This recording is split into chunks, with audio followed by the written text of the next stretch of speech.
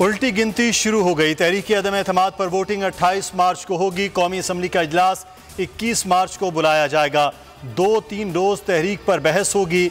असद उमर कहते हैं तहरीक इंसाफ का डी चौक पर जलसा 27 मार्च को होगा।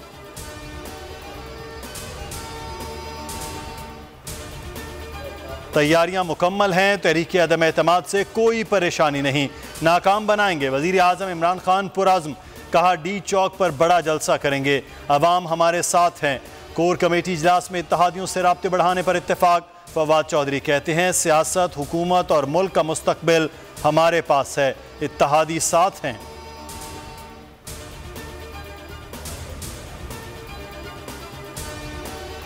वजीर आजम का चौधरी बरादरान से मुलाकात का फैसला, 48 घंटों में मुलाकात कर सकते हैं। इमरान खान चौधरी शुजात की रिहाइश का जाएंगे, हिमायत की दरख्वास्त करेंगे।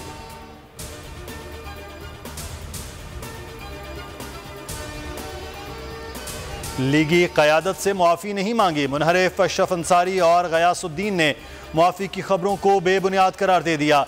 वीडियो बयान में कहा कौमी सलामती के इदारों को मुतनाज़ बनाने की कोशिश करने वाले मुआफ़ी मांगे, 2 टोक और उसूली मौक़िफ़ पर कायम हैं।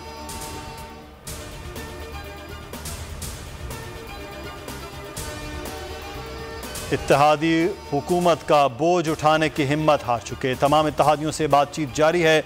शहबाज शरीफ कहते हैं सियासी इंतकाम नहीं लेंगे, तमाम अरकान को इस्लामाबाद में रहने की हिदायत।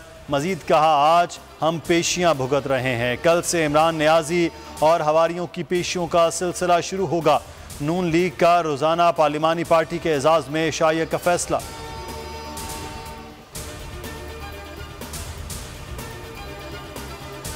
तहरीक अदम एतमाद कारकुन तैयार रहें। फजलुर रहमान ने रावलपिंडी और इस्लामाबाद की तमाम तंजीमों को अलर्ट कर दिया।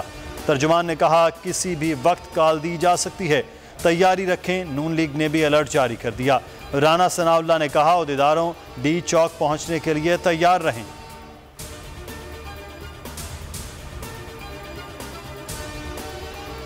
मोहसिन बेग की दहशतगर्दी के केस में भी जमानत मंजूर, 5 लाख के मुचलके जमा कराने का हुक्म। ATC के जज मोहम्मद अली वड़ाइच ने महफूज फैसला सुनाया।